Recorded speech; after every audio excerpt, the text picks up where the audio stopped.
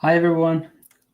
Tonight we will have Chau Tran talking content projection in Angular and invite him.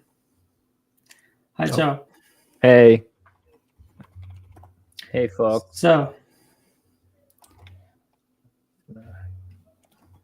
we have Matthew. Hi Matthew. Hey. Hi Michael. Great. So where do we start?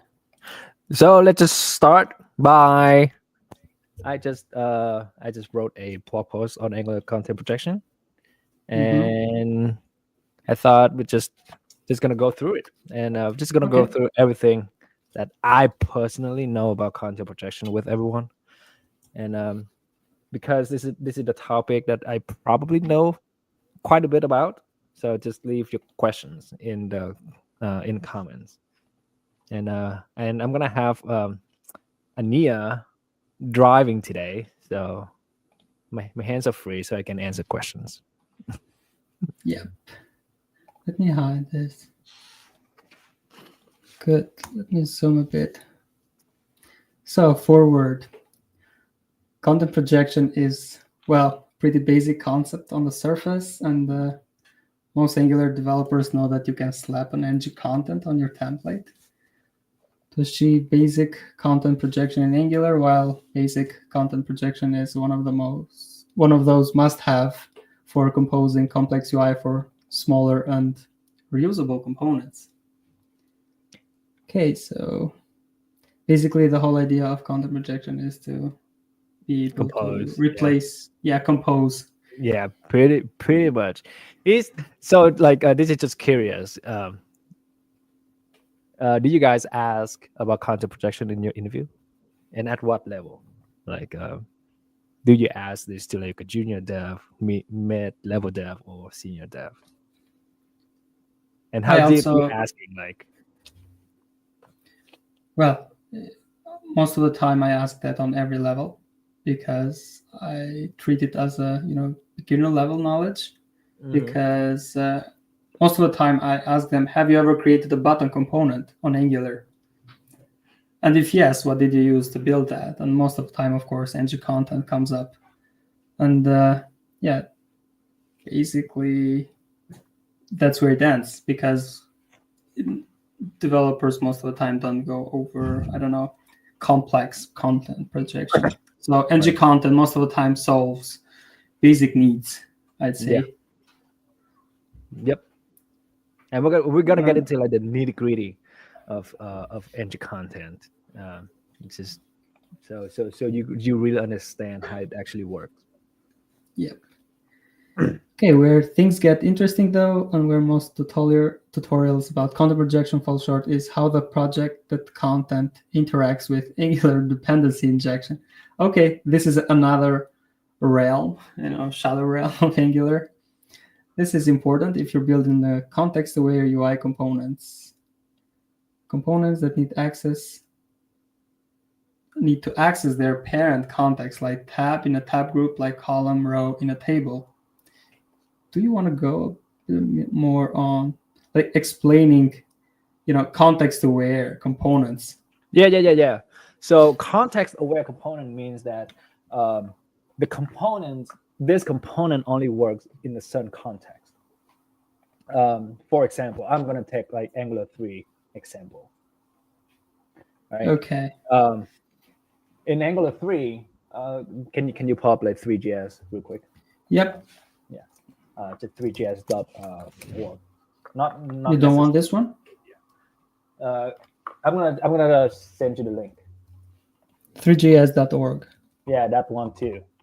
So go to documentation. Mm-hmm. And scroll down to right there, just right there. So you can see in like a basic 3GS application, you need at least three things: the scene itself, the camera, and the renderer. Yeah. Now, but this is obviously vanilla 3GS, also imperative API. And for those of you who don't know, I built Angular 3, which is like the declarative version, like the integration for Angular. And I need a way to turn this into a declarative version. Let me send you this one. Lifecycle.app.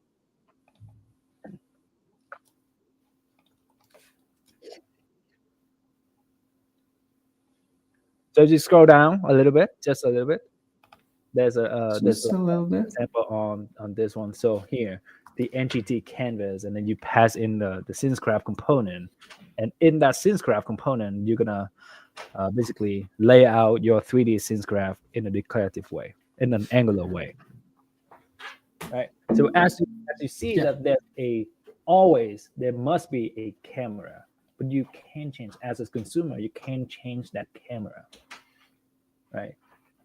Got it. Yeah, so you can change that camera to like a perspective camera, a cube camera, or a orthographic camera. You don't have to understand those types. You just need to know that I can change the camera, and this NGT canvas component provides a context, like a store, basically an NGRX store for every side of the scenes graph to access to. However, when you change a camera, you have to have the ability to say that my camera is the default camera. So when I use this camera is the default camera. So when I drop this component in my scenes graph, makes itself a default camera. That default camera now affect the entire context store. So every other components in my scenes graph now say, I need the camera. I need the precision of the camera in this component. Right? I need the rotation of the camera in another component. They have to reference that camera that I changed, basically that. So the perspective camera or the orthographic camera, the angular components counterpart, are context aware. So they have to know about the store that they're going to change, that they're going to update. So they have to know about their parent thing that renders them. Right. So that's the canvas. But then later on in the article, I mentioned about a concept called portal, which means that you can have a scene nested inside of the scene. And we're gonna build something. I'm gonna ask Ania to build something in that. So so basically, so when I build a perspective camera component, I only build it once, but then depending on where I drop it, where I render it, it knows its parent. That's it. And it's based on just like content projection or template. So we're gonna keep going.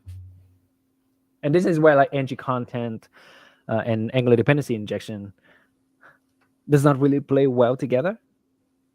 But yeah. And we're gonna like just go over talk about why. Yeah. So the way ng content interacts with Angular's DI is surprisingly counterintuitive. Okay. In this blog post, I want to explore this often overlooked relationship between content projection and DI.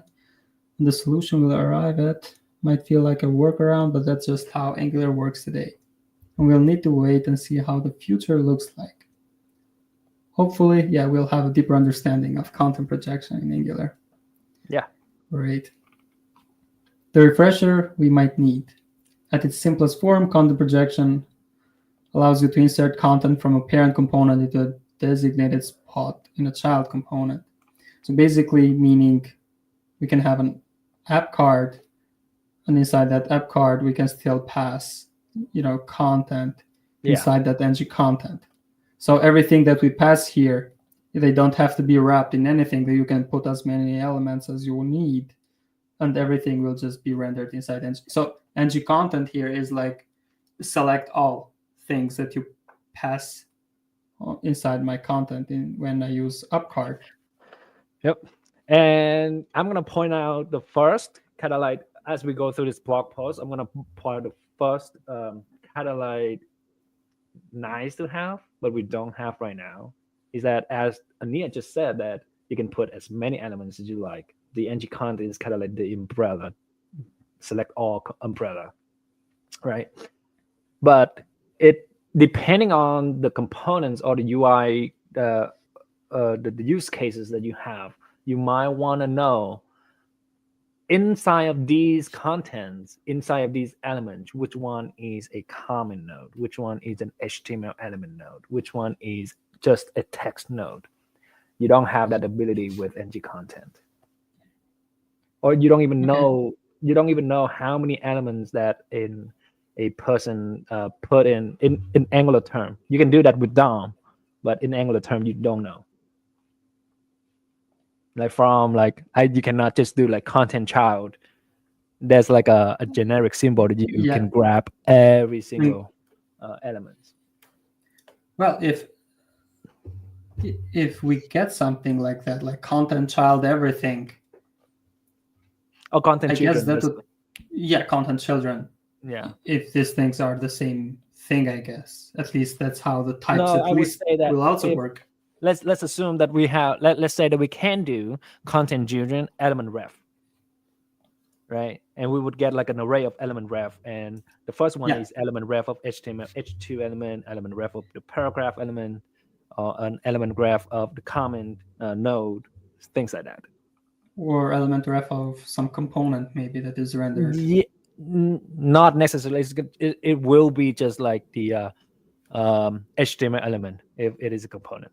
Yeah, it will not be the component instance. Yeah, exactly. Yeah.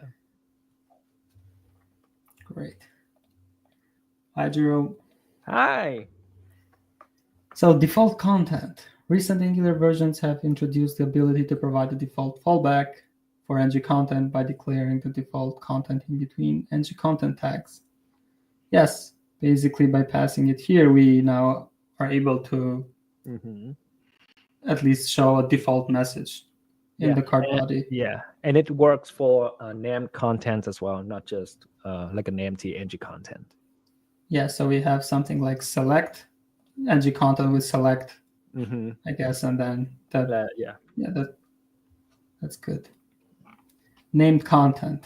For more complex components, of course, we want to chunk those selections. Instead of selecting everything, we want to select based on, I don't know, sometimes attributes, card title, sometimes selectors. Yeah, it's pretty much like CSS selectors right there. And this is where I'm going to point out a second thing that is confusing, is that ngContent, the element itself, uses selectors, but the content child, content children use a locator. So they are not the same. Yes. Yeah. And that messes things up when teaching that thing. Oh, really? Okay. Yeah. Interesting. I don't teach people, so I don't know. Well,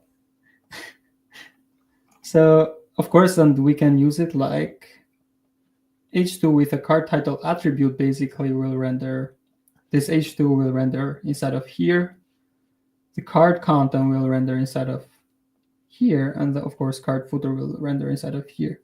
Yeah. And you said that if we don't provide, for example, card footer inside of this ngContent tags here, we can provide a default. Yes.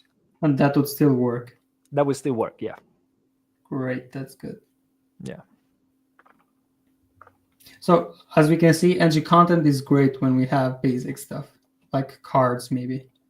I mean, yeah, that don't depend on when they don't depend on context. It works as you expect it to, I would say. Yeah. I mean, it delivers its purpose. But can we say that this is completely detached from DI? So DI won't work the way you are expecting it to, or not? Yes, right now, yes. Okay. It doesn't need to know anything about DI. Good. Yeah. Aliasing ngProjectAs. Consider the following component. Yes, the same one. Oh, we have a different select. Like this is, I guess, component selector in our case. Yeah, the tag name. Hi, Jordan. Hey, Jordan. And we have, okay, the name slot have changed to upcard title, upcard body, and the upcard footer. This means that the consumers have to use, of course, upcard title for the card header projection slot and so on. This, in a sense, allows the consumer to use card component more correctly, but it is also more strict, of course, because now in order to pass a component or something there, you always have to use a component selector somehow, because you cannot have I don't know, or a custom element. Yeah. But that would break type checking. Of course, sometimes you might want to render more elements than just app card title. And this is where ngProjectAs comes in. So if we have this app card and we pass this app card title, what we can do now is also say, this is some container, and we can say project everything I have inside of this as this selector. So basically we are just aliasing, I guess, the selector and tricking Angular to believe that this content is in fact coming from this selector that the app card accepts. Yeah. A very underrated feature, I would say. Not a lot of people use it, and you can kind of see why. You can kind of see why, because instead of so as UI components, as UI library authors, you wouldn't really force your user to use like app card title like this. You actually more intuitive would make app card title to have the ability to render the icon, for example, instead of doing this. Yeah. So I would say the ngProjectAs is like very clutch API. Is comes once in a while where you really need it because of some like limitation of the UI libraries that you're using. But that's it. Would you call this an would you call this an anti-pattern, like using this? Oh no, I would not. I would not. This is very based on your preference. Maybe your app card title don't really need to know about the icon at all, or you want like the full flexibility of your template. Got it. Yeah, then this could work. But I'm just saying if I expose a card component, then I would not have my users to provide icon like this. Got it. Yeah. Now this is where it's gonna get spicy, because folks might not agree that NgTemplateOutlet is a content projection. Yeah. Give me a second. Need to look at if we have issues on Twitter or not. Oh, you mean like the streaming? Yeah, the streaming. Okay. Okay. It doesn't let me play it, so someone else can check it for me, I guess. Okay, so we have ngTemplateOutlet. So that section was probably the content projection that you have in mind. My definition of content projection also includes ngTemplateOutlet or the almighty ngTemplate tag. There's a subtle distinction that you might disagree with me about including ngTemplateOutlet under the content projection umbrella. Well, I don't disagree with you on that, that's for sure. I mean, it's no longer content projection, but yeah. Yeah. I mean, like it is something else. My use for it is what I would want content projection to work, you know? Mm-hmm. Right. So yeah. ngContent only projects the content after it has been rendered, while ngTemplate actually renders the content in a specific spot on the template. Yeah. In other words, ngContent allows you to control the where, okay? And ngTemplate allows you to control the where and the when. Okay, that's interesting. Yep. So this is something that most people probably overlook. And I think this is where you can pull up like the project, like the project that you just init, I guess, if you have it. Okay. Or we can just use Stack+. Whatever you like. I think we can just use Stack+ for it. Okay, let me create an Angular app. Yeah, do that too while you're waiting. But then for this, like to show this, we can use Stack+ and set up two components. I would say two components, two small components.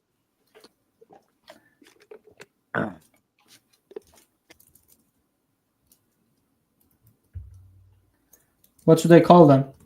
Just one is like app foo, app bar, or app chow is fine too. Doesn't really matter. And just set up some ng content, however you want it. Okay, so let's say child and then some break and say ng content. Yeah, and then another component, and call that component like I guess foo. Okay. And foo doesn't really matter what you render. I want to render foo. And in foo, let's put a constructor and do console log foo initialized or instantiated. Okay. Yeah. Console.log.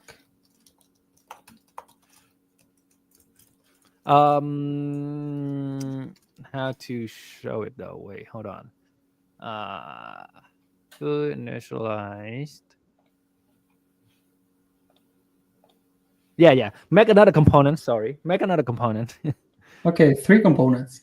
Yeah, make another component. Let Call it me bar. also make the unsave. Yeah, me too. That should be the honestly. Yes. I create Yeah, also call bar. it bar. Yeah, call it bar component.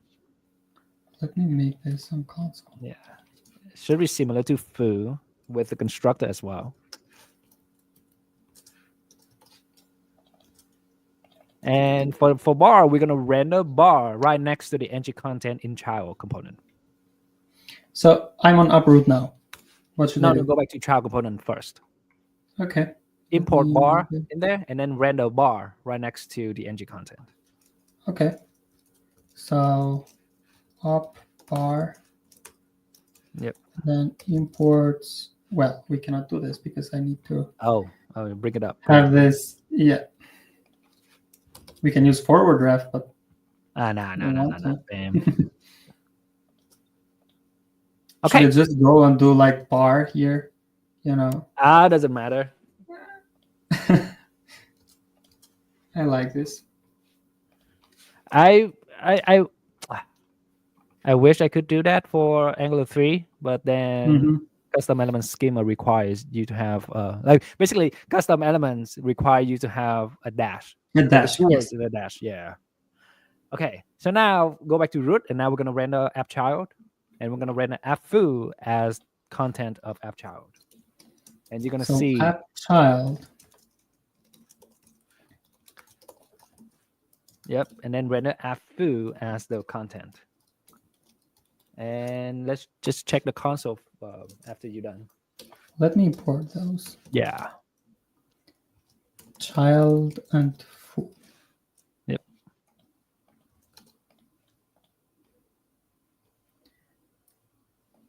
So as we can see, we have foo initialized and bar initialized.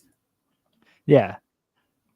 So even though in child template, ng content and bar right next to each other, but foo is initialized first, and foo is initialized with the context of app instead of child. So with the context of app, we mean app component instead of child component. Correct. So projected content is based on the component or on the template. Yeah. I mean the class of the component. Yeah. That is the parent. The parent, yes.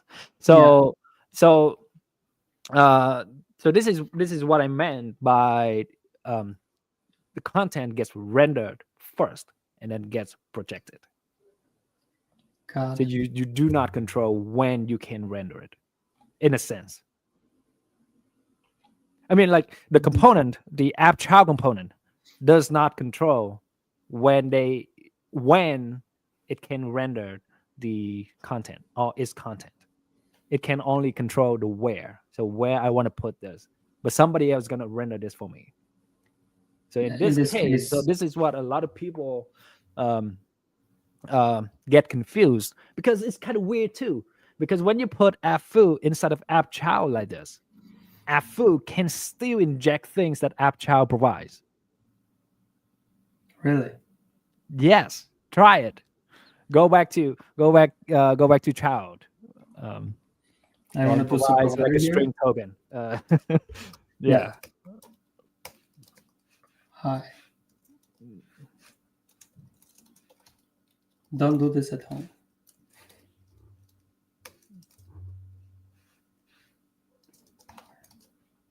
And Yeah. then Now go I back to can foo go and on inject it. foo, Yeah. and this foo should be here. So I can just say foo initialized plus inject. Yeah. Hi. Let me. Yeah.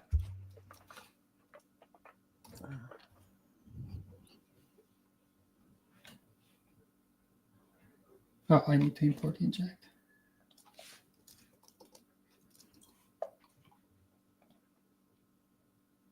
So basically what we're doing is saying provide something on the child, like provide this string, this key, use the value bar. And then, I mean, we should say use value child. And then inside app foo, we say inject that hi string that we provided. Yeah. And now we can access that hi inside app foo, even though we provided an app child. Correct. We have, of course, foo initialized with child, of course, and bar initialized. Correct. So we can also inject it on the bar, right? No, bar. If you inject, if you. Oh yeah, of course. Sorry. Yeah, I because thought you said bar- provided. Yeah, No, you can inject because- in bar as well. So Yes. if I go on bar and inject the same thing, Yes, No, it would here. work. say bar initialized. Good. So dependency injection works as it's supposed to. Yeah, we have child on both of them. Yep. So this is where the confusion comes from, right? I can Yeah. What?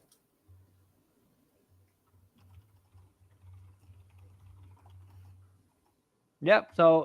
So foo can inject things from his parent, so it's obviously context aware, right? But yeah, now keep reading. Question.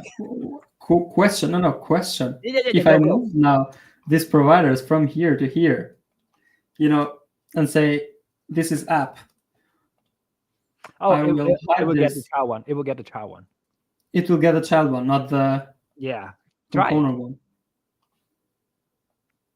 Save. We get child. Question. Now, if I go and say view providers, what happens? Same thing. So basically, this is, let's say, providers, like a template level. Then we have this, let's say, selector here, like this parent component. And then whatever this provides, we get here. Right? Yep. Good. Yep. Okay, let's continue. Yep. Let's continue. We go here. So application app table component, we have some items. Okay, this became too much at this point. No, we don't have to demo any of this. Yeah. So what we're doing here is basically saying for each item that we get as an input, render, if we have something like a template. Wait. Oh, yeah. Yeah. I got it now. Yeah. So if the user provides a custom template, then we're going to use that template. Otherwise, we just say use the default content, and that default content will be our own ngTemplate. Yeah. And of course, here we can say let item. This is like an input for an ngTemplate. And of course, this let item will get the implicit context, meaning everything that we provide as $implicit. And of course, we can use that item here. And this, of course, will go in the else part where we say if we don't have anything provided, we'll see that in a bit, then just go over, use that default content inside template outlet, and as context, use that item that we get from the for loop. Yep. And how we provide that template ref is basically by saying, here's your ng template, and of course, here we can say let employee, and this let employee will come from this implicit item. Yep. So this way we can say, this is application table of employees, and for each employee that I'll render, you have access. Basically, you can access it like here and use that employee inside that content projection of ngTemplate, I'd say. Yeah. So ngTemplate will be grabbed by the content child as a template from the name, and that's how Angular will render each item here on the template. Correct. On the ng container. Yep. Good. Conditional content projection. This is fun. In lieu of content project, ngTemplate allows for conditional content projection. And of course, as we said, because it allows us where and when. Yep. And in this case, it would be the where. So yeah, so this is the this code snippet right here shows the problem. Problem with ng content. Yeah, shows what you would think that you can do. Like, hey, now my card component kind of evolves a little bit. So as my designer says that this card is too big, let's have a compact mode and like a fancy So we mode. use that input. So yeah, we have an input of is compact, right? And based on this input, we want to say, okay, if it is a fancy one, we're going to wrap it in like a div, and this div is going to have like a background image or whatever. Yeah. Otherwise, we just say whatever you pass. Yeah, here. whatever you have. And this can get everyone tricked if you're just getting started, I guess. Yeah. I mean, if you are really that guy in the interview, then you can ask this strict question. The card component conditionally renders a compiled card. Yeah, the problem in this code is that Angular only sees the last ng content select of card body, which means that when is compact is true, card cannot project anything. So basically, it goes here. It says false. Wait. So it will only check for this one. Yes. So Angular Angular compiler, right? You can actually grab this and use a Matthew tool to see the compile code. Can I have that? Let me check. Angular compiler. His link. Matthew. No, it should be. Okay, I have it here. Let me check if we can support that. So we have content projection. Let me copy this. Paste it here. I think it's just the template. Oh, yeah. All right. Yeah, so you can go to projection. The projection part should be here. Yep. So the projection for the div, right? So in integration mode on line 18, right there, projection like with the NX2, it only sees that projection. It doesn't see the projection without the div, without the card fancy thing div. Mm-hmm. Yeah, there's projection too. Check the chat. Which chat? I mean, I only see YouTube comments and yeah. Check the chat. Maybe on Slack. I don't know. Oh, maybe. Okay. Yeah. So it doesn't see the first projection. So here we can say for projection template, we have a conditional that says render 4 or 5.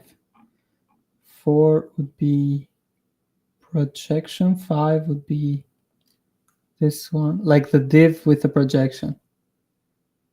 Yeah, but like when it sets up the component for the first time, it doesn't see the second one. It says the first one. Yeah. Yep. Got it. I would think basically so only too, Jordan. I would think so too. But I guess it's not a big enough problem. maybe it is. Yeah. Anyway, Is there an Angular issue for this? I If have yes, no link it on the I chat. have no clue. I don't even know like what to search. Okay. Yeah.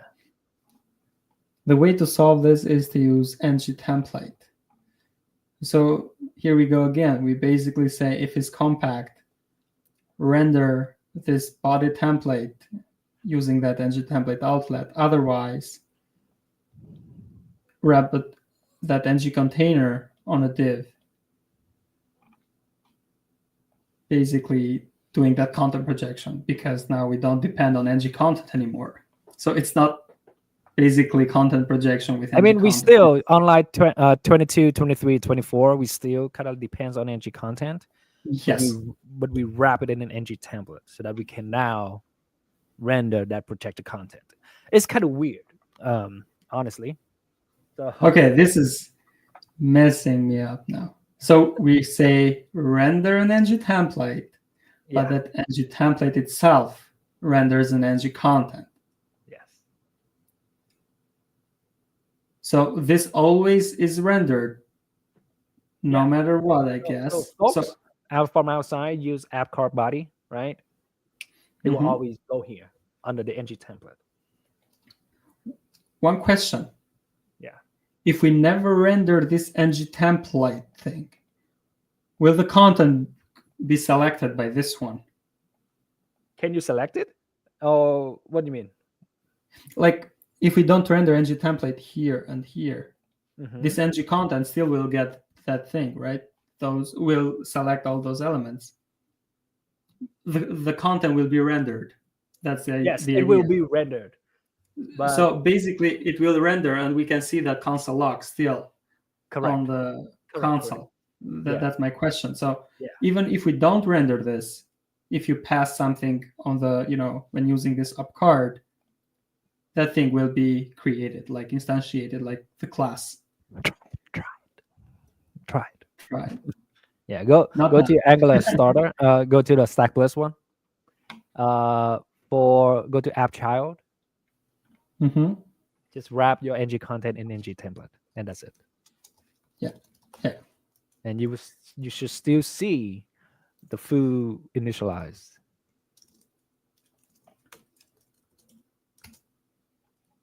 Whoop. Let's see. So yeah, basically, even though we have app child and we pass app foo there, because this thing is being rendered and this is being rendered inside the app root, we still get it here. Yeah. So basically, not rendering app child or not having something there still doesn't block app foo from being created, instantiated. Yeah. So now the question becomes, why? Why do we wrap the ng content in ng template? So conditional rendering is one, right? But what most people use this for is they want to be able to grab that template ref. So in the card component now, right, you can view child that ng template. So I grab that template, and now you can portal that anywhere else, right? So that's what everywhere. that's what Angular Material does it. So now they can portal this thing anywhere else they want, instead of like render it conditionally in the same template. So now they can just portal this to like a different component, for example. So render this everywhere where we need it. Yeah. Instead of so outside of the component hierarchy too. Go to like the body or something. So basically, even though we say render this thing here inside app child, inside app child, I think I can go and say grab this template. I can just do, I guess, my template equal view child and say template you can even do dot required. Yeah. Because it's always there. Yeah. And now that I have access to this, my template, I can set this on a service, and that service renders it inside some React component. Pretty much. But why would you do that? Now, you can do that now. You want to do that now because of the providers. So app foo, even though you can render it, you can project it anywhere with this my template. Mm-hmm. But when it's initialized, it has all the providers that you might want to have. You might want it to have. Oh, so if you render this here, this will have Yeah, all the providers coming from this app root, for example. yeah. And also the app child, right? Yeah. You can see that the Oh, providers from app child. So basically, this comes here, says, hey, give me your providers. Hey, give me your providers. And then this gets rendered inside this here and says, I can grab you now as a piece of template or whatever. Yeah. And can send you everywhere. You can pull it outside of app child if you want to, but it still has the providers. And it still get managed by the lifecycle hook of the app root component too. So change detection still works there. Yeah, pretty much. Because basically, yes, it will go through if app root is so let's say that let's say that app foo accepts an input, and that input that signal is controlled by app root. It will still work, even if you render it somewhere else.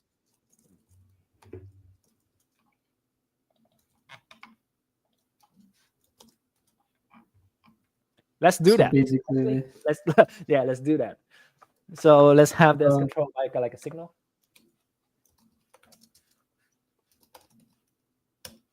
So signal, let's do 0 and pass that here.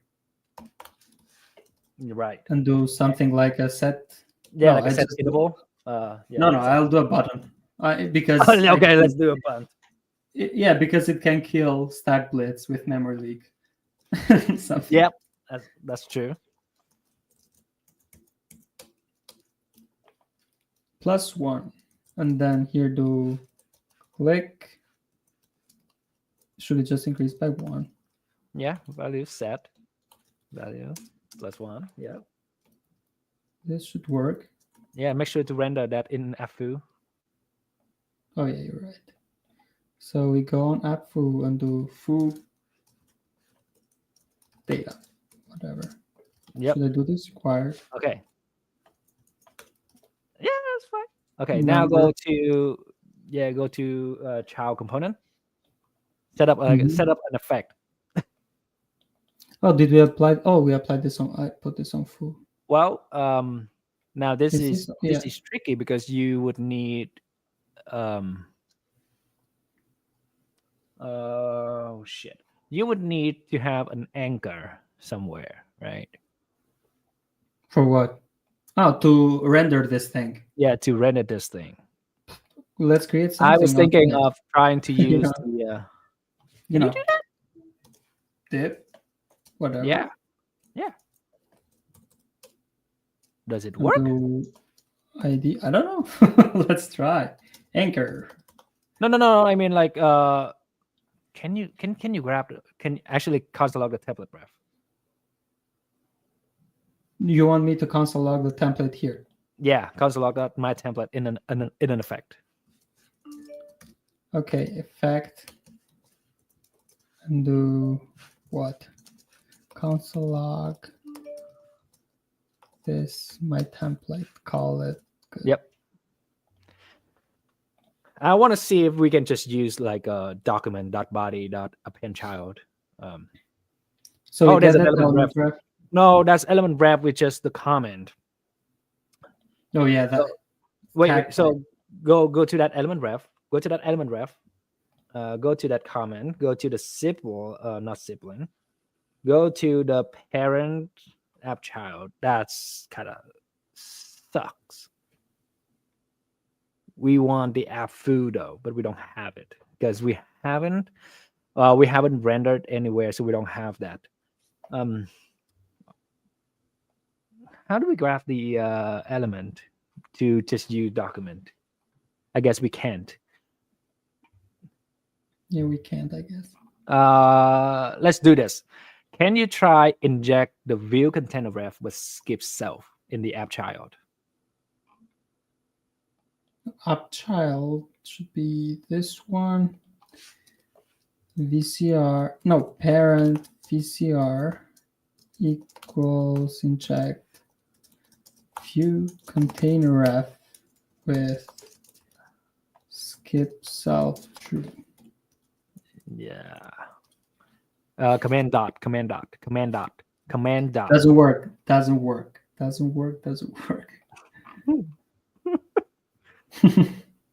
Okay, now I want to see what this parent VCR is. Probably the uproot one.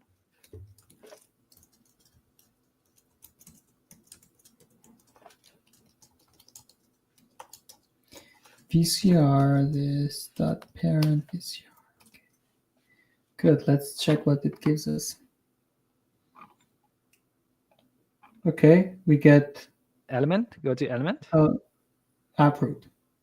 Okay, that's fine. Let's use this one. So basically, we are saying inside app child here, hey, don't give me your container ref, but give me your parents by skipping yourself. Yes. And it grabs uproot. Yeah. Now let's What use do we this. do here? Let's use this VCR to render, create the embedded view for the template. So the embedded view now will render next on the same level of app child. Yeah. So something somewhere here. Yeah, probably. This. No, it might not. It might be on the same level of app root because. Yes. Yeah. So let's try. Let's see. This is something that I haven't actually tested. So not app root. Yeah, the container right there. Here, this one. Yeah. Right this is where it will be rendered. Yeah. Why do we have this? I have no clue. Okay, let's see. So we can say now that render my template. Yeah. So no. You have to do it in an effect because you cannot read that view child outside of the effect. Yeah. Or you can do after next render. You can do after next render or ng on init if you like. I'll do after next render. Yeah. And do this dot parent VCR that create embedded view. Yep. Create embedded view and this my template thing. Correct. Yep. And now what we should see is basically we have body uproot and say, hey, here we have app foo rendered next to the uproot because we're using the uproot view container to render the app foo. And hopefully you can +1 and this thing will render again because it still goes through uproot change detection. Yeah. Man, it works. Whoop, whoop, whoop. Man, so before I'm gonna say this I would hesitant to, I guess, like even think of doing something like this or even rely on the template as much, but because of signals, because it's so easy to track how the change coming into your template through signals. So I was like, let's just use Angular template to drive change. Because signals. Because work. Hey, I'm using signals here and I'm changing this signal, so it should change. So there's really no magic of like, oh shit, somebody else doing this, some events happening, or some timing APIs doing something, right? No. Okay, this thing is crazy. The whole idea that this works, like moving the template from content projection to, so we do content projection inside the child. We go to the child, tell the child, give me your parents container ref, and give me the template. And this template basically wraps the content that we provided from the parent. And then we say, go to parent, render that template. Yeah. And so pass the state. Yeah. Now you can kind of start thinking about all kinds of things that you can do for this app foo, because Chau can also have host directives, and those providers from host directives are also inherited in app foo as well. Got it. So basically by having that ng content. So as I see it, ngContent grab is like a let's say dependency injection provider's collector, like collects everything that the parents have, and then this ngTemplate doesn't do anything in this case because Yeah, it just just say, hey, I'm here to grab this for you, pretty much. Chau, question. Yeah. If I have here sum up child 1, what would happen? You know what I mean? Like, now I don't think you can grab the template ref anymore. I'm not sure about this case. Honestly, we can try it. no, we will continue with the. Yeah, I think we should get back to the article, and we will get back to this use case. Yeah. Good. Let's go. Okay, I want to. Yeah, man, it works. Good. So basically, in order to render content dynamically, we say render, grab everything we get on ngContent, and then we render the template wherever we need it. So this is like a collector of content projection, and then we say ngTemplate to conditionally render. So 2 features combined together to make this thing work. Correct. Okay, the problem with content projection, now that we have covered the basics, is this the basics? Okay, let's address the issue. To quickly point out the problem, let's answer the question, have you ever tried to abstract material table or material tab group from Angular material? Like you want to wrap the table element in some container with some default classes to use across your application. If you haven't tried this before, you'll quickly discover that it just won't work. Here's what I'm referring to. So we have table, of course, material table, some data source, motivation. And then we have, of course, material columns here, and of course, header cells. Then we have header row, of course, normal material thing. What is this? Yeah. Not that these columns can be no, that's just I just copy and paste straight up from okay. material documentation. Okay, normal material component. You put it everywhere it renders. Yeah. Imagine I like to have my table component, okay, and then you do my table data source as a signal, and then pass ngContent here. So I guess here you want to pass these ng containers, right? Yeah, pretty much everything inside of the table. Basically, so you want to have all this thing. Yeah, let's assume that I know nothing about Angular content projection, like how deep it works, right? And I know about content projection. I say, hey, I can render my content children here, right? So I'm like, let's wrap this table with my container so I can put it anywhere I like. I can resize it, whatever I want to do with my table container class here. And I say, okay, now I can just like project my columns, my rows right in here.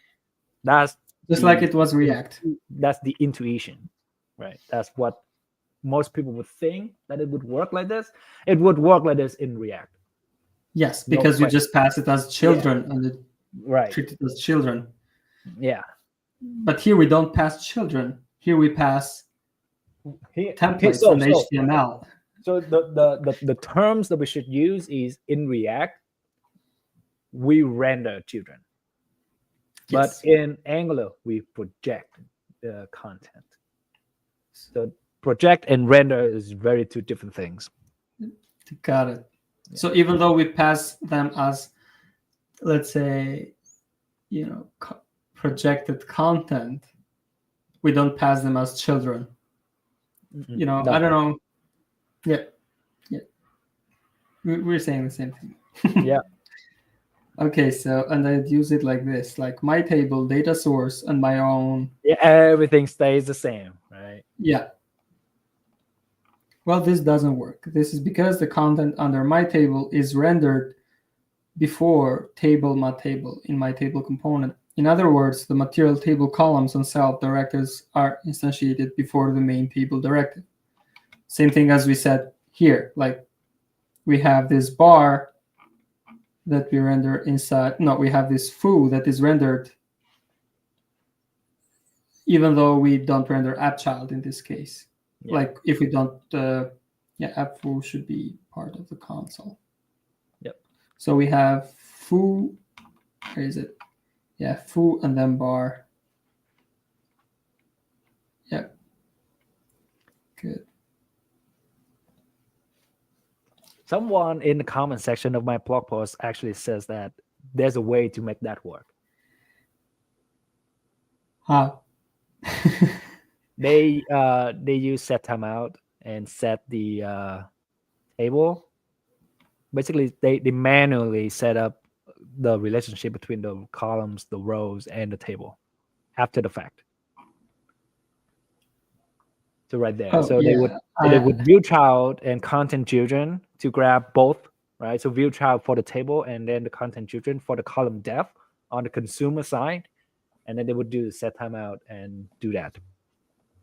So technically you can do it, but I would not do it. Yeah, see? So I said, that's great. It's like today's I learned, because I mean, like if you really, really want something to work, probably you would think of this. I would be like, nope, that doesn't work with normal content projection. Nope, I'm not gonna do it. I'm not gonna like investigate further. But this person probably has a use for it, has a use case for it, so they kind of like proof forcing it. If it works with set timeout, I'd call it safe. Yeah, so I left a response. I'm saying that's great, but set timeout and something else is probably too much for me. Yeah, as Matthew says, set timeout is the biggest code smell in Angular. Doesn't Angular Forms use set timeout to fix a change detection issue, or it doesn't anymore? I think I think when they converted to signals, they removed that hack. As they should. As they should. You remember the problems that I run into after I update to Angular 19.1 with Angular 3? It's like with the effect, you mean? The host binding, with the effect change. The host binding runs after. Yeah. So I remember that. What is going on here? Okay, so you know what? I'll just go and look at the forms and maybe find that thing there. And I guess we will find that set timeout. I hope. It should be fun. So if I go on forms, forms. Okay. Packages forms. And this guy got distracted again. Hey. On stream. No, it's not there. Good. Yeah, it's for testing. Good. Let me share the other screen.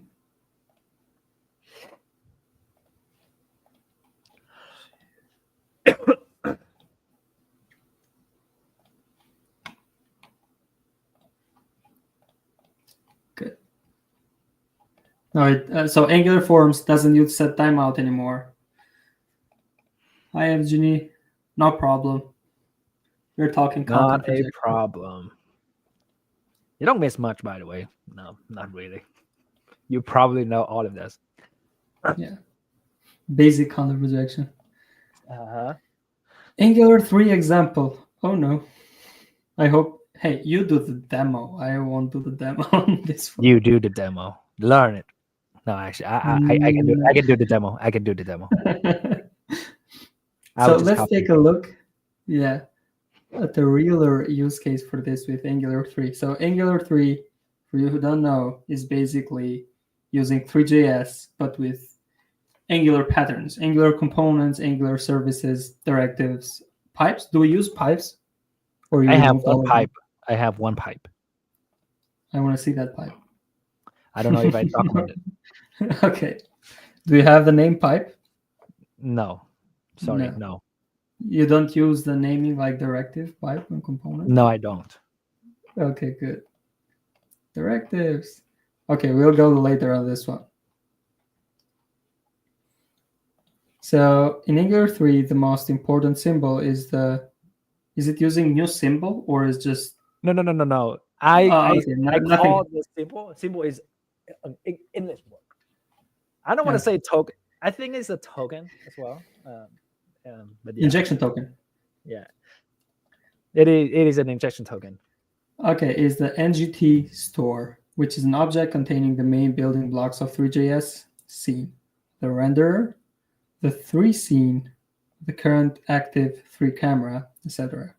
All components in Angular 3 get access to this store via dependency injection inject store using the same pattern as ng extension, I guess.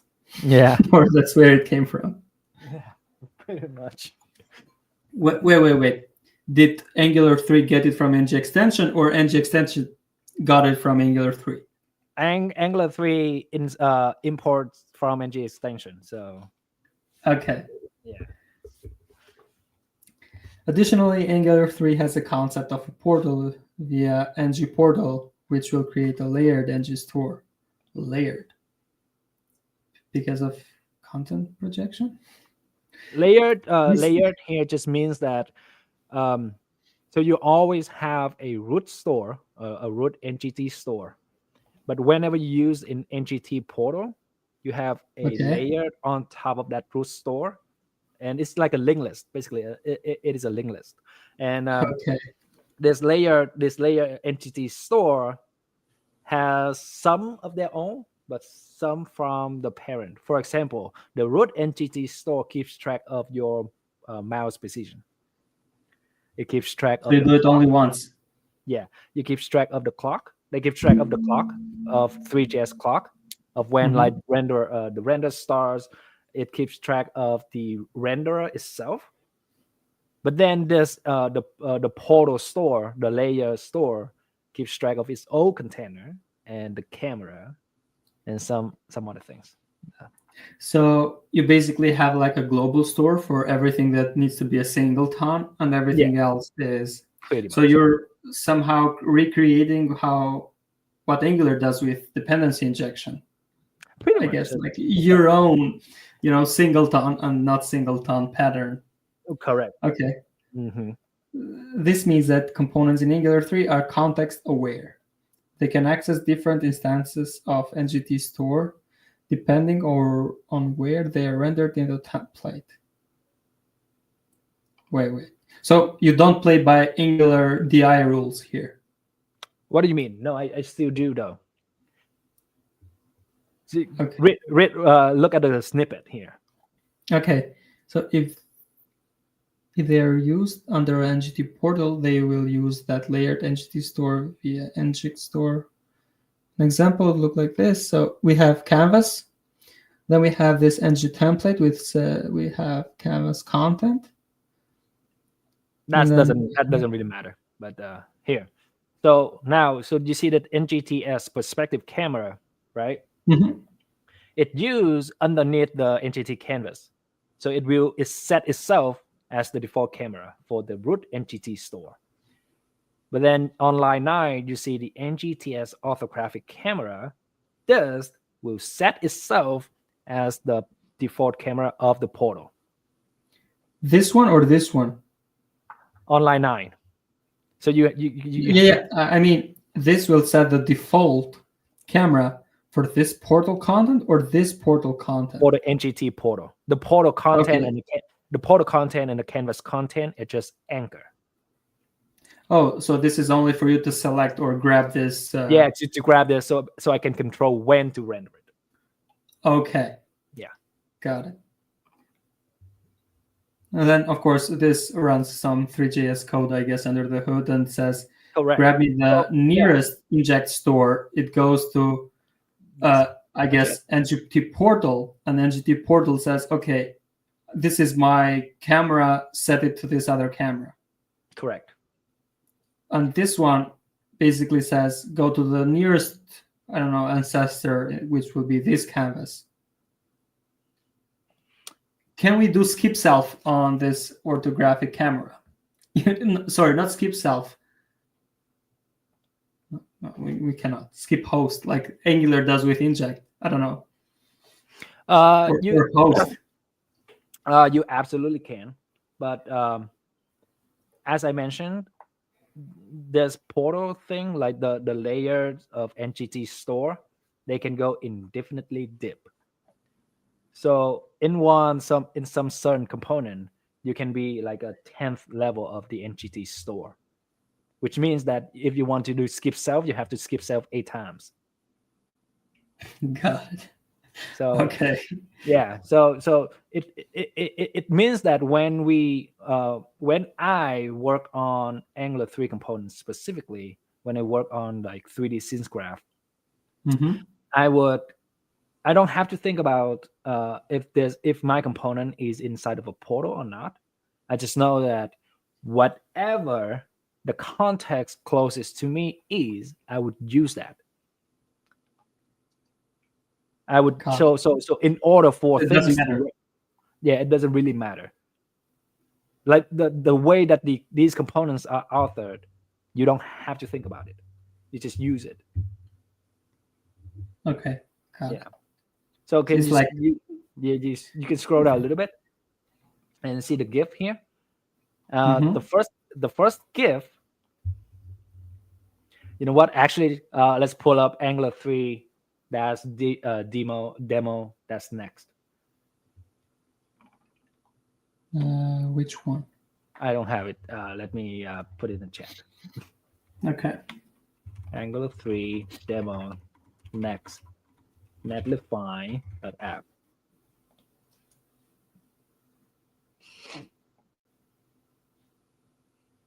Right now, go to the second. This one. Dot. Yeah. Okay, so this one are actually like the cube on the right hand side, on the top right, are inside of a portal scene. Because in order to render that, we need a different camera than the root camera. But you can see that it plays together. It can react to pointer events as well. Right now, go so I'm to clicking here.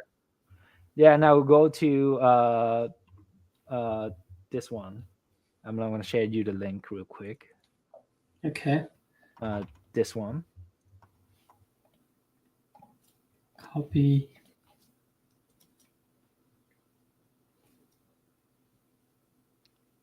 Right.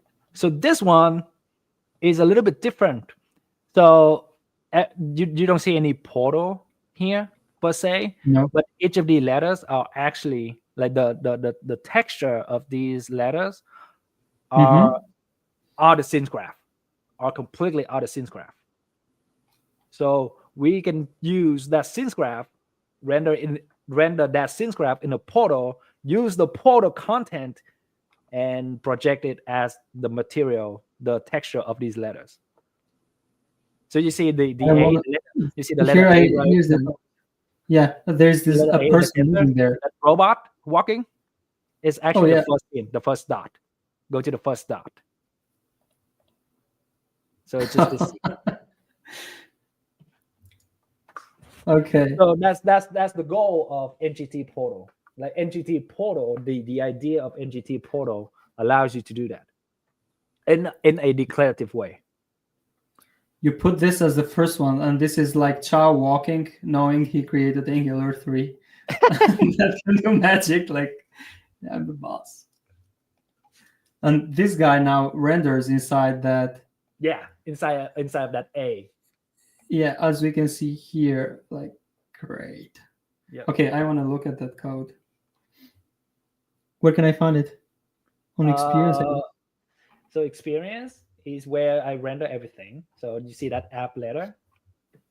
Oh, so we have app letter. So I just go to the letter. So app letter will render a text 3D. Object 3D. Well, here, okay. Yeah, a text 3D. So that's the letter. And then as a child to text 3D, I want this text 3D object to have a mesh transmission material.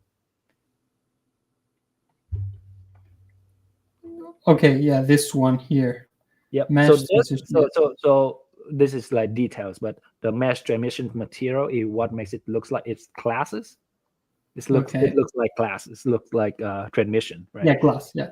Yeah. And then you can see that NgTS render texture right there. So I use the scene. I rendered it as a texture. Use this texture. Attach that texture to the material. So the material is like CSS, basically. And then this renders texture right here is like background image. Background image, yeah. Yeah. So we pass that render texture inside that. Yeah. CSS as a child of material. Yeah. But the render texture internally, it uses the NGT portal.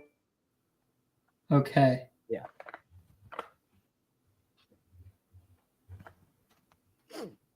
So many things. Yeah, it gets crazy, bro. It gets crazy. But to my knowledge, there is no other way to get around it if you want to stay on the template. Is this Angular? Like, yeah, this is Angular. It might not be the Angular you know, but it is Angular, and we can keep reading the block. Let's go. Keep reading the block. Yeah, this is Angular. Yeah, ngTemplate. Let injector. Yes. Okay. Pay attention to that let injector and on line 72, the ngTemplateOutlet injector. So pay attention to those two. Oh yeah, we're passing injectors around now. Yeah. So have you, Michael? Yes, it's not my dad's Angular. have you ever had? So you probably heard the term props drilling, but have you ever heard injector drilling? Can you do it in some other framework other than Angular? Do that thing. In other framework, you would wrap. So I just know React probably. Outside of Angular, But I just know does React have an injector with context? Yeah, you would wrap it with a context. But can you grab the whole context and drill it? You know what I mean? Yes, you can. Okay. But it's not as flexible as Angular though, because this injector. I drill the injector from the closest ng template, but I don't have to do that. I can just create the injector myself, injector.create, and then pass that injector out. I can do that. Got it. Yeah. Yeah, Ginny, looks Angular, but you need to know Three.js to understand it. Correct. Angular 3 is not a shortcut for Three.js. Yes. Like basically, you have to know a Three.js to be able to use Angular 3. And then also learn Angular 3 to have that properly in Angular. And why do I want to do this? I mean, I can just I can just accept like the scenes component and use create component imperatively. Again, I mentioned I want to rely on the template because of all of the chain detection that you get for free. And signals and everything else. Mm-hmm. And click bindings, data bindings, and everything. All of that, yes. Anyway, all the other things that Angular provides. A rendering framework, and I don't know. Yep. Now you can keep reading here. Back to content projection. Yes. Thank you. NGT portal is rather a low-level API where other abstractions make use of like NGT's mesh portal material. I won't check this out, or NGT render texture. You don't have to understand Three.js to understand this section. Thank you. The key point is about how components need to access the correct context through multiple levels of abstractions. Yeah, I should bold that. I should bold the multiple levels. That's the important. Yeah, the gist is here's how I'd imagine my consumers would use NGT's render texture. They have an object in a 3D space, NGT mesh. It is a cube box, a NGT box geometry. It has some material styles, NGT mesh standard material. And then this material has texture, kind of like CSS background image. And of course, consumers can render an off-screen scene, then use render texture to project the scene as the material's texture. NGT's render texture, the off-screen scene. Is this basically ngTemplate? No, ngContent inside an ngTemplate rendered inside this NGT mesh. But there's no ngContent here. No. Yeah. I mean, the off-screen scene is something that is rendered somewhere, but you still don't see it.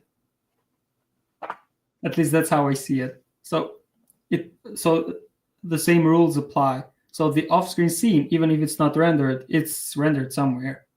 Correct. And then render texture is the ngTemplate thing.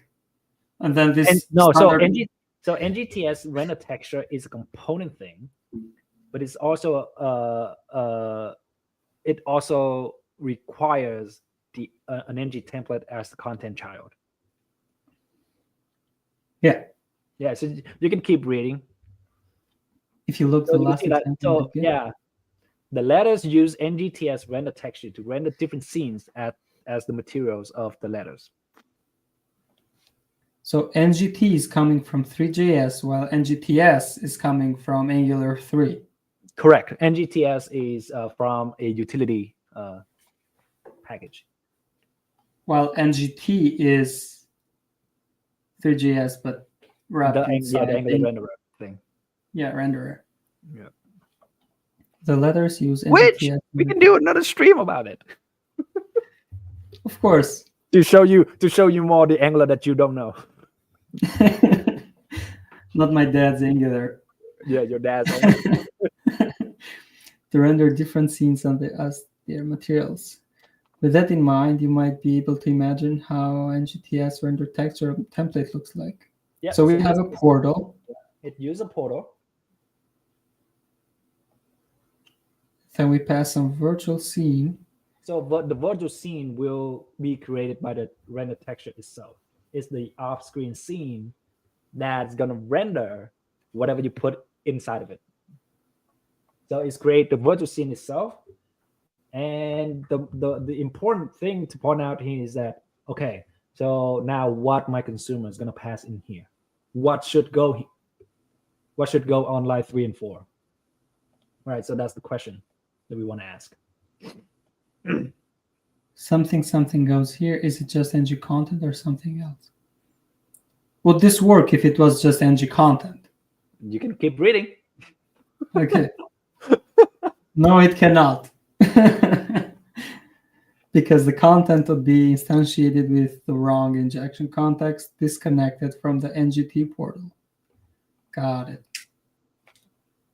As you probably already figure out that abstracting things with basic ngContent won't work for complex UI components. Is this... So these are the real complex UI components that everyone talks about, mesh standard material and everything. Because MATLAB is not complex compared to this. Or MATLAB, the same thing. It is, okay? It is. There's like tab header and all of that stuff. Yeah, it is. Yeah. But the thing is, MATLAB plays with Angular rules and works well with that. This thing is another level because this also... So, as I see it... No, I mean, what I mean by like abstracting with material tab group or material table is that so with material tab group you have material tab group and then material tab item, right? Yeah. But what people don't really know or notice is that, okay, the example in the documentation says that, mat tab group, and then you nest mat tab items instead of tab group makes sense, but it will become tricky when people are going to think, can I use the mat tab group and then ngContent and then outside of it, I render math tab item. That doesn't work. Yeah, it won't. And of course, this is where ngTemplate comes to the rescue, and why I personally group ngTemplates under content projection. And not just ngTemplate, it has to be ngTemplate with ngTemplateOutlet injector. Okay. So the injector part also needs to be, I don't know, content projection, if it comes to you. So this is where the injector drilling come from. The way that ngTemplate works is that things wrapped with ngTemplate gets rendered dynamically at runtime, of course, with the ability to render it with a certain node injector.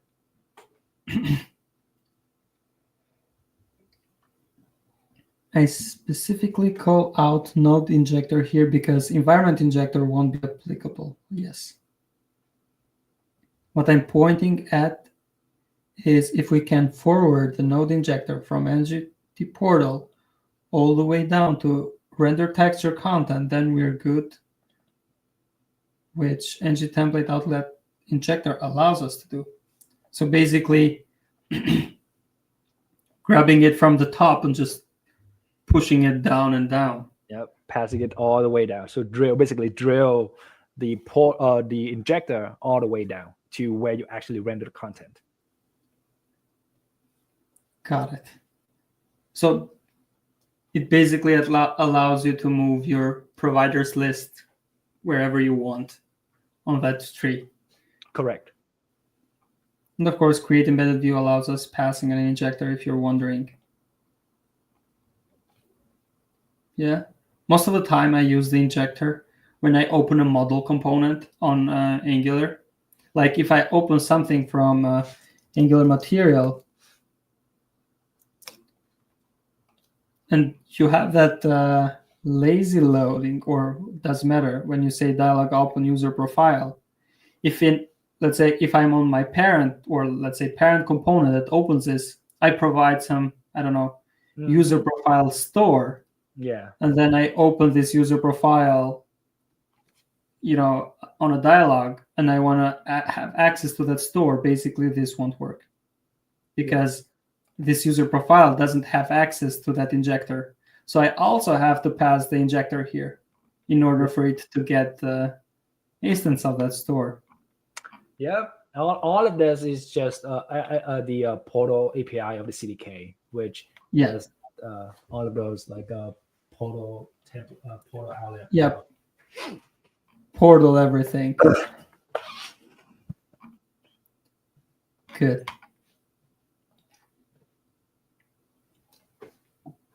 There is one huge caveat, though. Everything has to follow the same pattern for it to work. In other words, the ngTemplate with the template outlet injector pipeline has to be on every single level of abstractions. In our case, ngTportal has to implement it. ngTS render texture also has to implement it. Let's take a look at the more complete version of these two. So we have ngTportal that says get the portal content that is content projected and read the template ref. Also get the portal content. Wait. So we get the same thing, but we read the template ref. So the injector part, the template, the ngTemplate, and also the parent that renders the parent of that content. No, not the parent. The view container ref in this case is the ngTemplate as well. So, really? So the ngTemplate element, right? It gets rendered as a common node. That view container ref is a common node. So we get the comment node here. Yeah. I mean, a reference to that comment node, and of course we inject the injector. Yeah. So here I just I make sure to initialize the layer store properly before I render. Yeah. So when I'm ready, now I'm gonna render. And then I say on this anchor ref, so on that comment node, I want to create an embedded view of that content ref. So everything else that is inside of it. Yeah. why do we, and this is the context, why do we have both two injectors? Is this an issue on the block? Or what? The line 22 is more of a making sure that you use this injector, but line 21 is exposing the injector as the context. So like LED injector, yeah. So this is the template. This is basically as doing, where is it? This one, outlet injector, and this other one is basically saying pass it to the embedded view as a, because embedded view also accepts this. Yep. But this is, so this is context. This is the injector to make it. Yeah, that's so like 21 is the context object, like 22 is the options. Okay, because this looks like there's a bug. Yeah, that makes sense. It's just me, and this is for making sure. Yeah, that's why I have the comment in there. Yeah, good comment. But you should also have another comment here. This is not a bug. Okay, so render texture. We have portal. So this is the usage of this, I guess. Yep. No, so this is from, content. Yeah. So the portal content now have that LED injector available. Yeah, that we passed from the parent, yeah. And then now use the injector.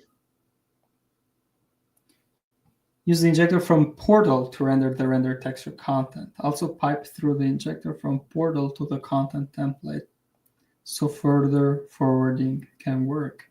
So we pass the content that we get. Yep. Of course, using this render texture. And then say, this is the injector that you can use from outlet injector, and of course the context, because you all need both for it. Because as we did here, one is context, one is injector. Yep. And now the NGTS render texture can be used like that. So basically saying this is some standard material render texture, and of course render texture content that we of course grab here, and we grab the template ref. So we grab this whole thing. Mm-hmm. On perspective camera, we do something, but this perspective camera knows about the portal, and this portal would be this part right here, I guess. Mm-hmm. Yep. So without that NgTemplateOutlet injector, that NGTS perspective camera is going to set the root one. Yeah, if we don't, so basically by not having the one here that we passed as injector. So can you scroll down on line 5? So I can have ngTemplate here, but without saying that this ngTemplate is going to get rendered with the portal injector, without that ngTemplateOutlet injector, this would still not work. So that would have to be there. So this thing is key here. That's the key. And because actually this injector, this injector is the one we get from portal. Correct. Because portal is the one who renders ngTemplate and gives us access to the LED injector here, and then we say, I can use this, pass it down.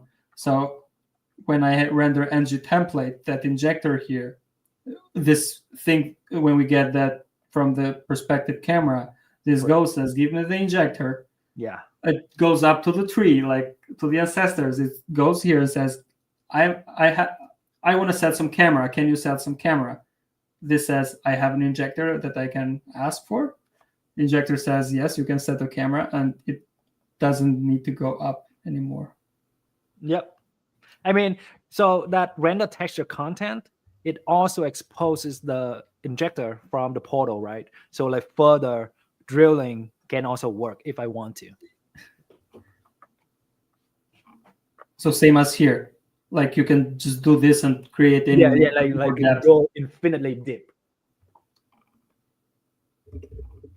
Cool. All right, so now what I want to do is let me share my screen. How much time do we have? Well, how much you want? 30 minutes. Okay, how much I want. Cool. So I'm gonna share my screen real quick. Oh yeah, I will. Share screen. I'm gonna just share my Vim. So I wanted to show my storybook.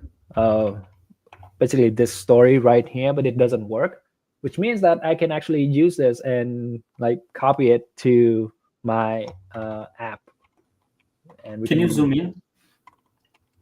Oh, I you're in cannot the. zoom in, but I can increase the font. Yeah. Okay. Um, Perfect. is that good? Yeah. Okay. I can use a live theme as well, if that helps. Okay, so what I want to do is I'm gonna just go set up things real quick.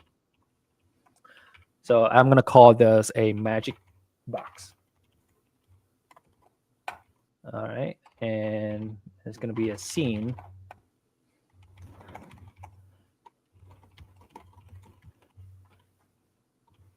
How much do you type?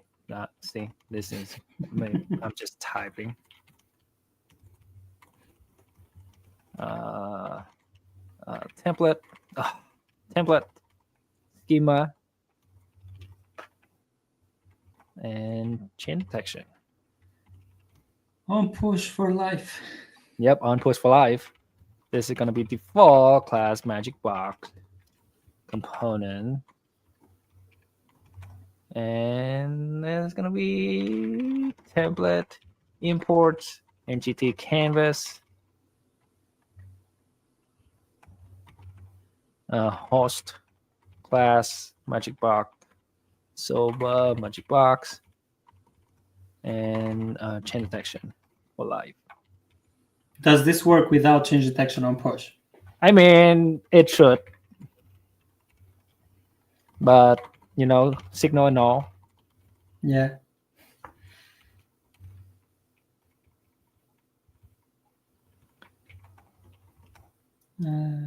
Class. Yeah, online. Evgeny says, "Do you have triple S on What? host? You have class." Yep. Thank you. Okay, let's go back to the story, and we're gonna copy things over. So you move everything inside the storybook story. Yeah, pretty much. I'm gonna just grab everything here. Actually, Okay. I'm gonna grab this GLB file as well, which means it is a right here. It's a model file. I'm going to throw this in here. Okay. Okay. Time to copy and paste. I want this up here. This three. Actually, let's do import as three from three. So we're reporting 3JS types. Yeah, pretty much. So we have that. This is the side. Let's go to the beginning, which is this default. So this is a mesh, which is just like a 3D object in space. It doesn't do anything yet. When you say mesh, it's just something that you can put in space. This is where you say, hey, the shape of this mesh will be a box. Okay, yeah. And because a box has 6 sides, right? So I render 6 material side right here. So the box will have 6 different. Yeah, 6 different sides, right? Okay. Okay. Cool. All right, so now I'm gonna render some kind of like miscellaneous things so we can see things on the screen. So the first thing first, I want NGTS camera control. I want environment. Let's do those 3 first. Camera control. Let's make default 2, and NGTS environment. let's say it's going to be options, preset, CD. Okay. And of course, let's do NGT mesh, NGT box geometry. Nothing much there. And now we can actually Can you render. explain? We don't put the camera, or it is the default? The camera is there already. So we have this, we have low component, that. Evgeny asks, are these things reactive like the geometry of a mesh? What do you mean reactive? What do you mean by reactive? Maybe from a box geometry to some circle geometry, I don't know. So please. Yeah, geometries work a little bit different in work. So here's how geometries work in Three.js. So when you set up a geometry, what Three.js does is that they set up all the vertices of that geometry. So a box has 1, 2, 3, 4, 6 sides. Each side has 2 triangles. So I guess 2 times 6, 12 triangles. And how many vertices is that? Really depends on the size of it. But they're going to send all of those vertices information to the GPU. And then the GPU is going to render that box geometry. If you want to change the box geometry to a different geometry, you have to dispose the box geometry and then switch it to like a different geometry. And the way that sounds is complicated, but Angular developers use that all the time without noticing. Something that you dispose and recreate, right? That's exactly just structural directive, if you think about it, right? So structural directive, when you update, when change detection runs, it's going to reevaluate. If it needs to change, it's going to destroy the current template recreated with the new expression. Context. Right now we have the if, so of course it will react. And the way that Angular kind of like lifecycle, and I would say that any component framework, the way that they work with template align with how Three.js work, which is fortunate, which is lucky. So basically, by having it inside an if else, when those conditions change, things are reactive. Yep. And it works. The way that if else or conditional rendering in these frameworks work or aligns with Three.js. So you dispose the old thing, recreate a new thing, and it's up to the framework on how on what happened when the new thing is created. So here in this case, I say if true, I render a box, but else I render a plan. So Angular is going to take care of creating the plan geometry for me, but it's up to me, up to Angular 3 to do what with this plan geometry. In this case, I'm going to say grab the parent mesh, assign this plan geometry to the geometry of the mesh. That's it. So it's fortunate. It is lucky that these framework works like align with Three.js. I hope that answered your question. Looks like it does. All right, so we have that right here. So that's our box. And because we have the camera controls, we can spin it around right there. And if I, so now we have the geometry, right? Now we are you sharing another screen or no?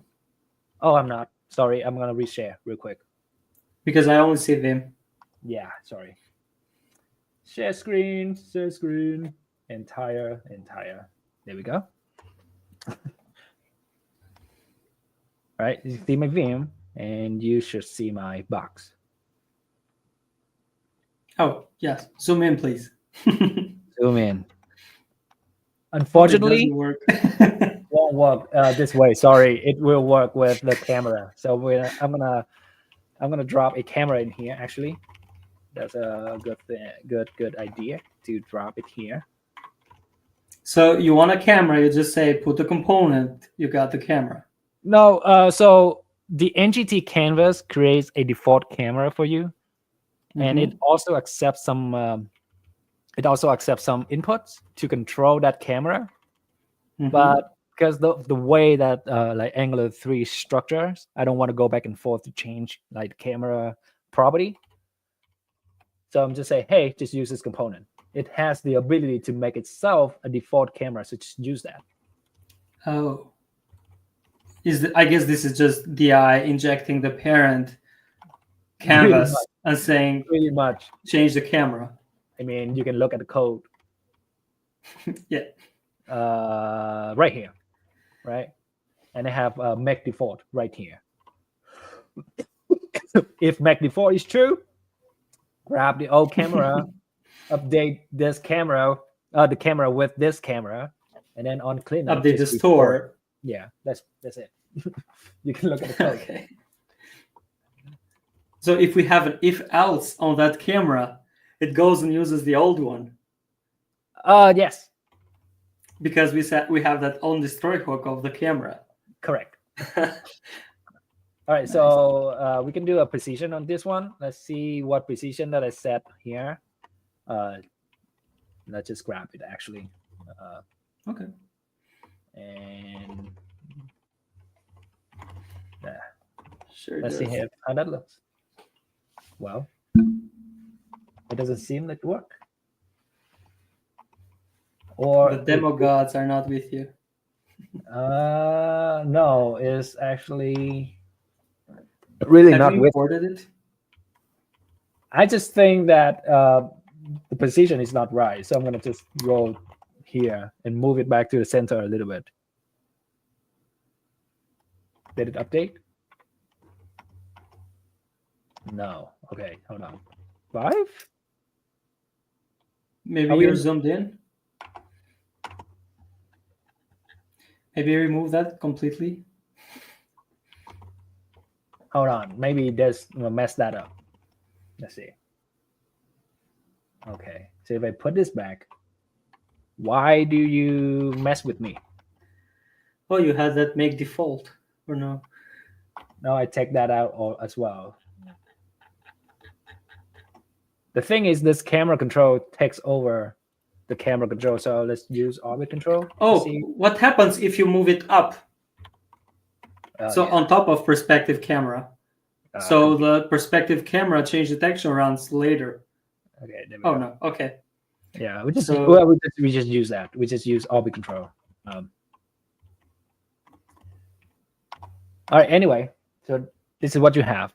It is big enough, or we want to go bigger. We can zoom. Yeah. Zooming in is great. Okay. So you're moving the camera, not the box. Yes, we're moving the camera. Okay. Yeah. Anyway, so we have the mesh now. We have the box geometries. We see that it has 6 sides, all of that. Now let's implement the portal thing. So what I want to do is actually this one. Let's show the demo. This one. Okay, this is crazy. So you can see that it's a box, but you can zoom in and you stay in that box. It doesn't work the way that I think it would work, but we can make it work the way that I think that it should work. Yeah, on Angular, yes, please.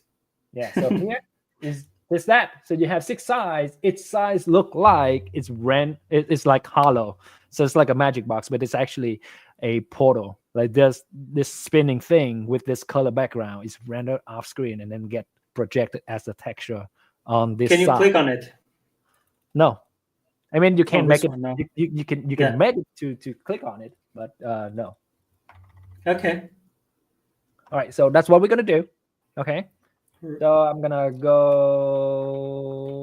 Let's see what I have here. So just make the cube bigger. Let's do that. Let's make it bigger. So this is where things get interesting. So we can pass some arguments to this box geometry. Yep. This means that it's going to be 3 box geometry, 2, 2, 2. Yes. Okay. Yeah. Right there. And I mentioned before. geometry, it has to be disposed and recreate if you change it. And well, structural directive is convenient for that one. So if my argument change, the structural directive is going to destroy the old geometry, recreate the new one with the new expression, and everything will just work. So that's why it is a structural directive. Makes total sense. Like recreate this thing on every change. So Yeah. if we have a signal inside that 2 thing, maybe. Yep. I mean, I don't know if we have time, man. If you do, if No. if you keep sniping me like this, Please do it. okay. So we have a signal, right, of 1, 1, and 1, and we say, hey, set interval Oh man, this is crazy. every 2 seconds. Updates me. V. If V includes 1, then it's update to 2, 2, 2. Otherwise, yeah. Yeah. So you go back to this. There you go. Whoop. Bigger, smaller, bigger. Yeah. Smaller. Yeah. I love it. Yeah. So that works, right? Yes. So we want this to be 2, 2, and 2. And I'm going to copy this component and see what's happening in here.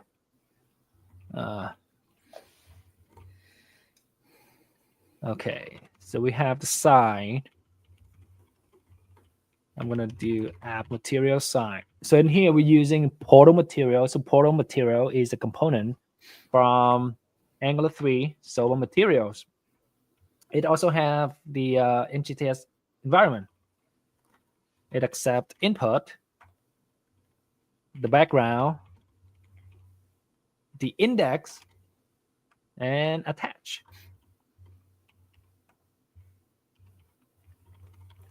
I'm going to explain that attach in a little bit. Okay, But, that would be helpful. This one, I'm going to do this. I'm going to use import outbox GOB from GOB with loader file. And I'm going to use that This here. new thing in Angular, I guess. That loader. Yep, not a lot of people talk about it, but I love it. Of course, that means I don't have to put that in the public directory. You can just import from anywhere. Yeah. All right, so we have this that's protected. This probably private. All right, so we have that. Attach math pi. There we go. Preset cd box with bait cache. Blah blah blah blah blah blah blah blah. I have something new, so I don't have to do this anymore. I can do shadow.normalBias. Shadow.bias. I don't have to do this anymore. This can just be 10. I think that's it.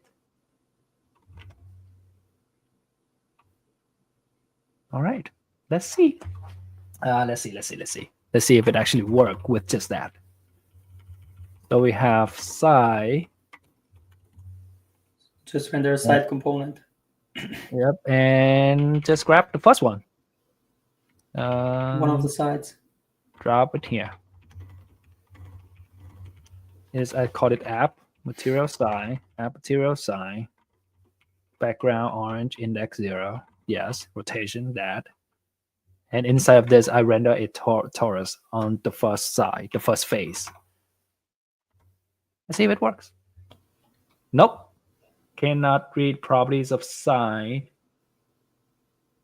I would say that because I need all 6 sides. Let's test that. So that's 6, right? So that's 1, 2, 3, 4, 5. That's 6. 6. Where is this? And mass portal material render texture compute. I say I'm not seeing the side. NGTS mass portal material. Yes, I'm rendering it. NGTS mass standard material. Where the side come from?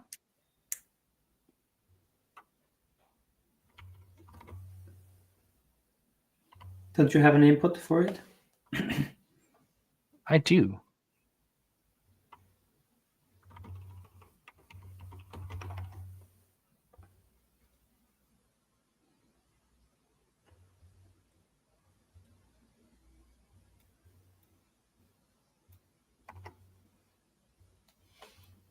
Okay. Evgeny says to change a thing in a rendered object, you need to remember all the properties of the object, dispose the existing object, create a new one with all the properties plus changes. And when some tool takes care of it, you can drop like 30% of the code. Yep. Wow. Copy this. Make it work, Chau.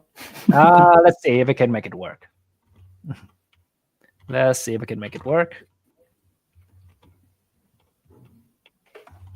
It's gone. And oops, this is portal app, right? And map pipe protect read only math.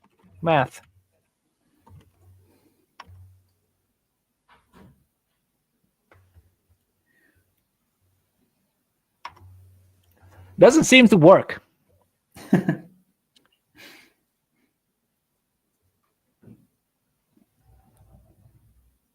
App materials, NGTS portal material. It doesn't seem to work correctly because, I think I know why.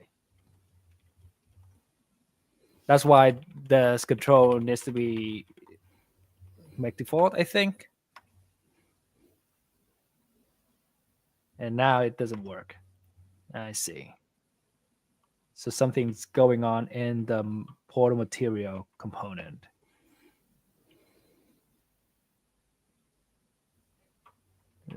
Well, we'll see. Render texture compute. That's the texture. Portal material. Go all the way down to here. Render that scene. Yeah. Since the wrap above is not tied to a mesh directly. Okay, I guess demo fail, I would say, because I don't seem to get. I can seem to get this to work without debugging. Okay, no problem. Yeah.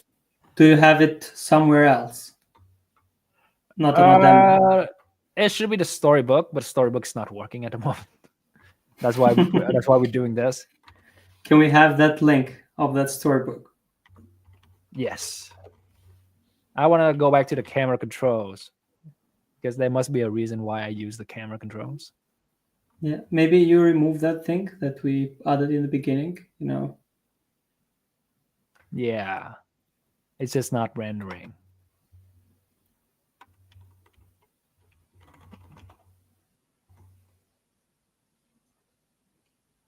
Okay.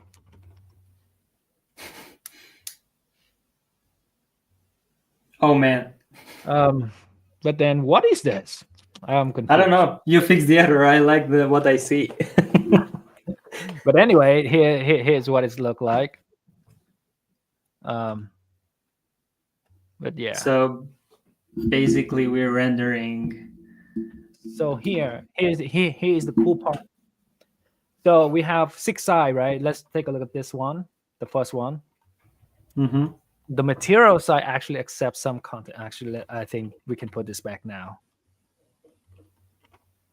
And it should render, rotate. Yeah. Okay, so each. Yeah. All right. So this accepts some content projection as well, but this content projection, is not rendered until here. So this is the ship inside of the portal, and we can like project the geometry here to be attached to the mesh. Hack So level is so high that even the author of the hack can't completely grasp it. Exactly. This is why I do this, so that we can have a better thing to do. I mean, like a better thing to use with all of this content of rendering to Yes. children, or composing, basically the idea of composing. I love it. Yeah. Please, can you just add the box itself to rotate, and not just the elements? You know, the same. The box outside rotated as well. Yeah. Yeah, that's should be easy. Should be easy for you. So we grab that with view Chau, right, as the mesh, and it's the element ref. Ref 3.mesh, and we do constructor inject. Yeah, you need to come and showcase how you made that work. How the element ref with a 3.mesh. Oh, this yeah. Is given to me by Angular 3 by Angular for free. I don't have to do anything. What about the Angular renderer? I mean, the Angular the renderer does what a renderer does, but I don't have to deal with this. Okay. Yeah.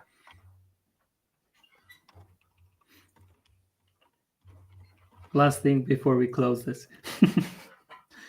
Yeah. Okay, so yeah, great. So it's like portals rotating, the box itself rotating. Yeah. Here's a new one that I just made, right? Let's see if I can have another portal one. This is another portal one. That you can kind of see that the turtle got clipped. Yep. The size of the portal actually bigger than this box, but it's got clipped. Not this one. Yeah, this one. What we show earlier. You can actually double click and zoom in. Send that link if there's. So I will. Hold on. I'm looking for like a portal one. I can find it. I don't think I have it. Yeah, this is another one. That's another render texture thing. That okay, I rendered this scene with the hello text. But instead of like doing each side, it just render it as the material of a box geometry, and it applies to 6 sides. So that's it. And like event still works. Everything should still work. Like correct. Yeah. But yeah. Thank you. And yeah, I mean, like I showed this, but I didn't really show the portal material thing. So you see that this portal material has to use ngTemplate, and the implementation of it is a render texture with the ngTemplate, grab the injector, render the content with the injector, and it keeps going and going and going. Yeah. Into the injector realm, a new shadow realm. Oh, that's it. Great. So, conclusion. Hopefully, you've gained a deeper understanding of content projection in Angular. We explored how basic content projection works, how to use name slots, conditional projection, and most importantly, how content projection interacts with Angular DIs. Of course, the challenges we've discussed with complex UI components like Material or Angular 3's portal highlight an important limitation in Angular's current content projection model. While the solution using ngTemplate with Outlet Injector isn't the most elegant, it provides a workable pattern for creating context-aware composable components. The Angular team does recognize that content projection needs improvement, and as the framework evolves, we may see more intuitive APIs for handling complex content projection scenarios. Until then, I'll see you around. Thank you for reading. Well, that was a lot. And of course, most of these things like Angular 3 are hard to work with. So tools like Angular 3 are supposed to make it easier. But of course, they basically wrap that whole, let's say, complexity into just components, directives, and Angular DI. So I like it. Yeah. When I first started with Angular 3, I basically just like copy and paste from React 3 Fiber. I don't think about anything. That's why I ran into these, like so many of these cases where like authoring components in Angular is a little bit boilerplatey comparing to React. Right? Because now, when I first started, I don't know anything about 3GS. Let's just give you that. And then I just like copy and paste components, straight up components to components. But then as I work more with Angular 3, with 3GS, now when I port like examples or components from the React ecosystem, I actually like think of different ways that we can do it better, because we have like host directives, we have directives, a lot of things to work on the UI. Yeah, and that actually makes something in Angular better than the React counterpart, and vice versa. Every UI component library should use content projection. That's why it's, yeah, of course, totally agree. Well, yeah, like the more I work with Angular 3, like I guess like the more I understand about Angular itself. And what you're doing is not normal Angular, I'd say. This is not normal. Works? Yeah, this works, but it's too much. Yeah, the thing with ngTemplate is it doesn't have strong type out of the box. It's just so that's why you see like portal content, render texture content, mass portal content, all of those content. They act as anchors first and foremost, but they also act as the context guard. So it provides some sort of like intelligence. Yeah, it makes sense. Well, I think we need to wrap it up. Yep. Thank you very much. It's been very fun. 2 hours. We have 400 live viewers. A lot from Twitter. Great. Great. Thank you, everyone. And just before ending, what is this guy going on? Ask for topics. Yeah, ask for topics. If you have any topics, leave it on the comments, or just ping on Twitter, and we'll make sure to TS Morph. have them. That's the topic. TS Morph. Yeah. Okay. And then we go, I guess, analog.js, SFCs. No. I'm just kidding. Actually, I would love to learn more about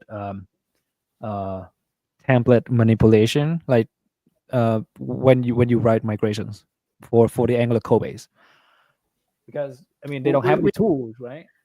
We have a lot of those. I know that's because in other part of the world, I would just pull in some HTML AST and I would do it. But Angular is like, oof. At least we get a compiler that gives us ASTs that we can work with. But then you would still have to do like locations and all of that stuff manually, right? Yeah, but you do it once and then you just copy that thing over and over everywhere you need it. Yeah, selectorless. When you know what? So observables, selectorless, and forms. I actually been like toying around with selectorless renderer, and it works. It's not in a presentable state though, but it works. Okay, good. It's like it's a selectorless renderer with some constraints, like there's no host binding. Yeah, a renderer. So when you say app child, the renderer can control whether to render app child or not, right? Or just render the thing as a common node. Then it gets tricky when when it comes to like horse binding and all that stuff. Mm-hmm. Let's do it on another stream then. Yeah. Great. Of course. Yeah. Matthew spilling the beans here. Yeah, I mean, like the selector-less thing with the renderer is just me trying to put together something to say, what does this solve? You know, Yeah, exactly. like in terms of like putting things in a template. I'm not talking about like, oh, we're gonna get rid of the import array because of things to this, or we're gonna deal with directive or things like that. No, I'm not that deep. Matthew isn't either. Okay. Let's complete this. All right, man. See you next time, everyone. Thank you very much, Chau. Have a good night, everyone. Have a good night.